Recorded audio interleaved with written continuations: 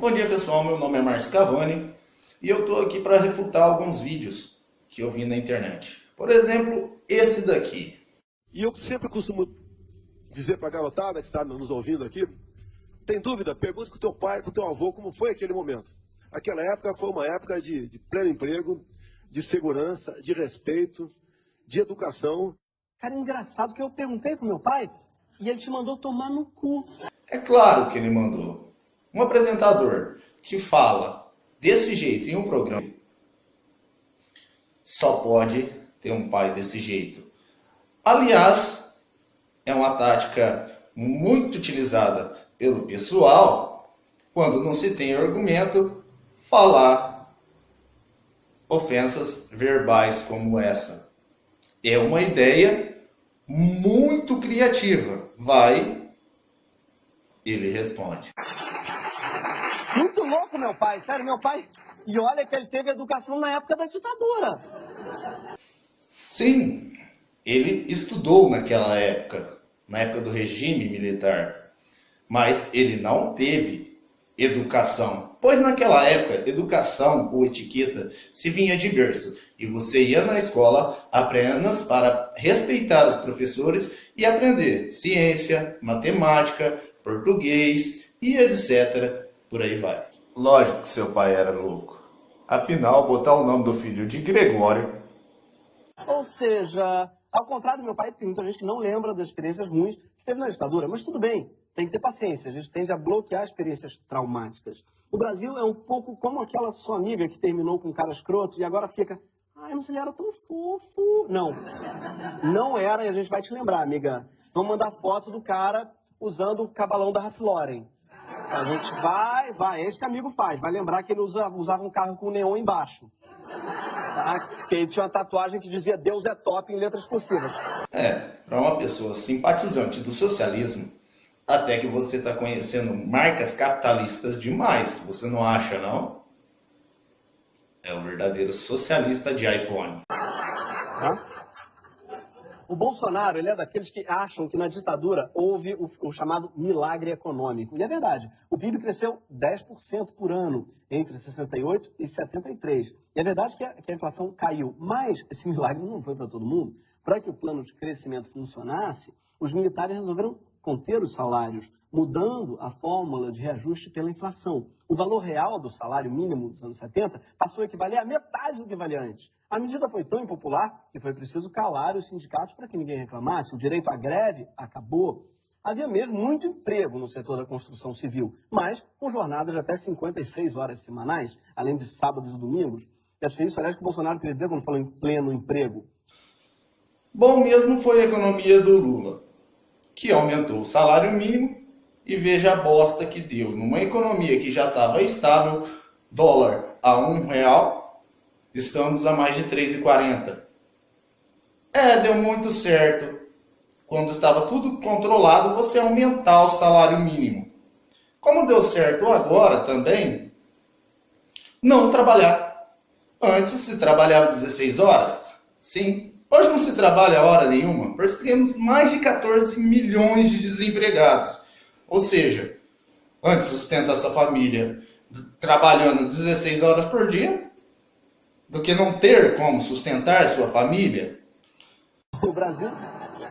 O Brasil se tornou campeão mundial de acidentes de trabalho. Ou seja, teve milagre, mas foi só para a galera do cercadinho VIP. Tipo se Jesus transformasse água em bebida que pisca. E só para quem tem pulseira. O Bolsonaro cita ainda outro mito da ditadura, a ideia de que o Brasil era seguro. Isso não é verdade. De 1920 a 1960, a taxa de homicídios esteve sob controle, numa média de 5 mortos a cada 100 mil habitantes. Até que a taxa começou a acelerar, onde? Na década de 60. Em 68, já eram mais de 10 mortos por 100 mil. Nível que a Organização Mundial de Saúde considera epidêmico.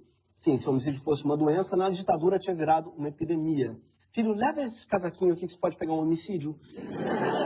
Ah, mas você tinha mais sensação de segurança. Isso sim, porque as mortes não estampavam a capa dos jornais. A ditadura resolveu o problema da violência botando um sensor na redação dos jornais. Sim, na época tinha alguém dentro do jornal que ganhava bem. Isso é verdade. Não por coincidência, a escalada do homicídio se acelerou no final da ditadura, quando policiais formaram grupos de extermínio, como o Esquadrão da Morte, que tem esse nome porque era um esquadrão que produzia cupcakes. Não, produzia morte. E não foi só o Esquadrão da Morte, tá? O governo também executava pessoas. O número de mortos e desaparecidos pela ditadura, oficialmente, tá, é de 434 pessoas. Muito bom, né? Seria bom também se comparássemos hoje o tanto de mortes que há na Venezuela e outros países com o mesmo regime que vocês apoiam hoje. Porém, na época, as leis funcionavam. Bandido era bandido, policial era policial e cidadão era cidadão.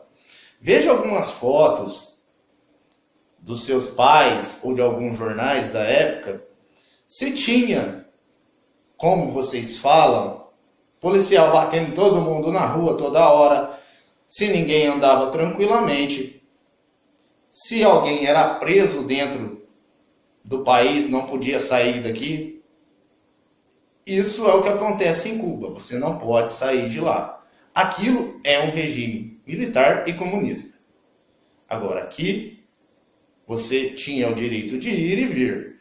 Agora, quem fosse contra, é lógico, fosse contra as leis da época, é lógico que ia sofrer as consequências. Não é como hoje, que você pega um menor de idade ou um maior de idade infrator, o cara tem uma lista maior que um pergaminho e chega na delegacia, dá um depoimento, sai e vai voltar a cometer os seus delitos em liberdade. E os policiais ficam lá mais tempo do que o delinquente apenas para assinar as papeladas. E para quem diz que quem foi preso era tudo terrorista, vale lembrar que crianças foram torturadas. E não me vê alegar que toda criança de 3 anos é uma espécie de terrorista. Não. Não. É muito importante ouvir as vítimas, sério, falando sério. A não ser, claro, que você seja o Amado Batista, que foi torturado na ditadura, mas o Amado extremamente acha que mereceu nesse vídeo. Eu acho que quando uma criança cospe a sua cara, chuta a sua canela... Mas o que você estava fazendo errado? Você estava mandando dinheiro O que a mãe e o pai devem fazer? Não deve corrigir? Deve corrigir. Então, eu estava fazendo uma coisa que não era correta. Eu acho que... Você acha que foi uma boa correção que te deram? Eu acho que foi. Você tá louco, Marília Gabriela, maravilhosa. Marília Gabriela.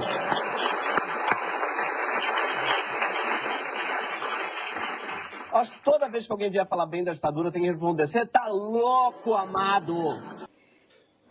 Não, isso não é verdade. Crianças não eram torturadas. E quem tem uma cabeça de criança, parece que é você, tentando achar que você vai colocar essas ideias na cabeça de algum cidadão brasileiro. Veja como ele é sacana. Ele mistura o regime militar, a tortura de bandidos, que não era tortura, era um tratamento enérgico, como diz o Bolsonaro. Ele coloca uma mãe corrigindo uma criança e relaciona com a ditadura. Legal, né? Mas saiu uma lei agora que os atos cometidos dentro da escola, o desrespeito, a agressão a um professor, será responsabilidade dos pais. Mas antes disso, eles criaram o ECA, tiraram toda a autoridade dos pais e agora querem voltar a culpa para os pais. Legal isso, né? Você tira a autoridade e depois põe a culpa. Perfeita, muito gênio. A não ser pelo louco do Amado, ninguém acha que mereceu ser torturado. E, finalmente, na ditadura, houve, sim, corrupção e muita. Só que os casos só começaram a ser apurados depois do fim do regime militar. Como a gente pode ver nessa entrevista do então Procurador-Geral da República, Sepúlveda Pertence, cujo nome parece uma magia do Harry Potter. Sepúlveda Pertencios! Para o povo, doutor Pertence, a pergunta fundamental é a seguinte: o senhor que está acompanhando vários casos ao mesmo tempo, Sunamã, Curó, Brastel, etc., é uma pergunta só que eles fazem. Quando é que o pessoal vai para a cadeia? Eu gostaria de saber. Sim, existia corrupção no tempo do regime militar. Por quê? Porque apenas a presidência era formado por militares. O Congresso continuava o mesmo como é hoje. Tinha um Congresso Civil. Não era apenas os militares formando toda a política. Então, tinha corrupção? Sim, tinha. Agora, pegue nas notícias qual ex-presidente general morreu com fazenda de não sei quantos hectares, com empresa de não sei quanto, com 9 milhões na previdência privada. A maioria deles morreram pobres. Enquanto os presidentes de hoje têm não sei quantos assessores, têm aposentadoria para o resto da vida como presidente, e a gente que paga essa conta. Spoiler, ainda não foram para a cadeia, até hoje. Sabe a ponte Rio-Niterói? É uma obra faraônica que custou bilhões de reais e que, segundo o Tribunal de Contas da União, foi superfaturada. Sabe o Minhocão, obra feita por Paulo Maluf, na mesma época em São Paulo? Mesma coisa. Aliás, sabe o Paulo Maluf? Ele também é uma obra superfaturada feita pela ditadura. Aqui ele explica mais ainda por que existia corrupção naquela época. Paulo Maluf não era nenhum militar.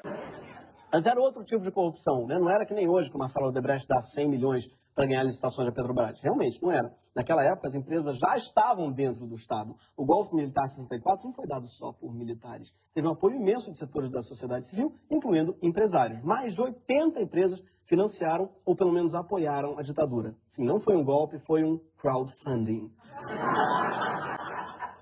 Os presidentes de algumas empresas até participavam de sessões de tortura. E quem disse isso foi o então cardeal de São Paulo, Dom Paulo Evaristo Arns. Eram torturados também à vista de alguns ricaços que pagaram para poder assistir à tortura dos inimigos deles. Essa é a recompensa mais estranha para um catarse. Os ricaços pagavam para ver os inimigos sendo torturados. Hoje em dia a gente só quer que os inimigos tenham vida longa para poder ver de perto a nossa vitória.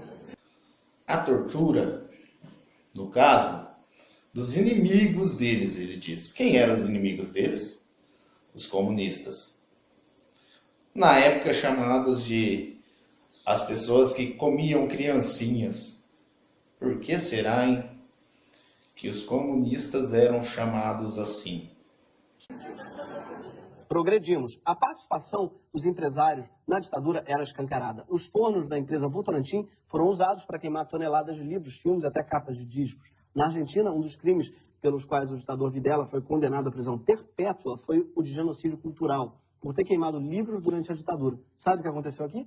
Nada. Em compensação, os torturadores no Brasil foram... Não, nada. Também nada aconteceu com eles. Aliás, aconteceu sim, eles ganharam uma aposentadoria e estão fora da reforma da Previdência. Nada. Aconteceu nada, não acontece nada e não está acontecendo nada até hoje. Infelizmente, esse é o Brasil que a gente tem que mudar, sim. A realidade é que os 20 anos de regime militar causaram muitos dos maiores problemas que temos hoje em nossos 29 anos de democracia. Fez explodir a violência, corrompeu a polícia e entregou a mídia para os seus aliados. E foi, além de corrupto, um regime de total impunidade. Por isso, é meio triste, ridículo mesmo, ver que a maioria de quem pede a volta dos militares ao poder está pedindo o fim da corrupção. Como eu disse, a corrupção não era praticada pelos militares, ok? Então, isso aí... Impunidade. Foi um regime que todo mundo ficou impune. E hoje não é? Tem alguém preso? Realmente? Preso? Igual se eu sair aqui agora e cometer um roubo de uma galinha ali, eu vou para um presídio, ficar no meio de um monte de bandidos. Tem algum político preso? Tem alguns usando tornezeleira em várias mansões. que eu, inclusive, queria ficar pelo menos um ano numa mansão dessa. Eu não precisava sair. Tem dinheiro no banco. Uma mansão gigantesca com piscina, sauna, hidromassagem. Tudo que eu precisar bem ali. Para que eu vou querer sair de um lugar desse? Já pensou como iria ser? Você vai lá, o juiz assina. Você tem liberdade? Não, pelo amor de Deus, me deixa preso aqui, mas pelo menos um ano. Não me jogue de novo lá fora aos leões. Me deixe aqui mais um ano, pelo amor de Deus. Ia ser mais ou menos assim. Mas não dá para dizer que todo mundo que pensa assim é louco ou burro, porque não seria justo com os fascistas. Agora... Fascismo. Uma palavra muito utilizada pela esquerda, que não sabe o que é fascismo, pois se soubesse, eles mesmos se chamariam de fascistas. Fazer o quê, né? Bom, galera, por enquanto é só. Se você gostou, deixa um like e se inscreva no canal. Obrigado, um bom dia a todos.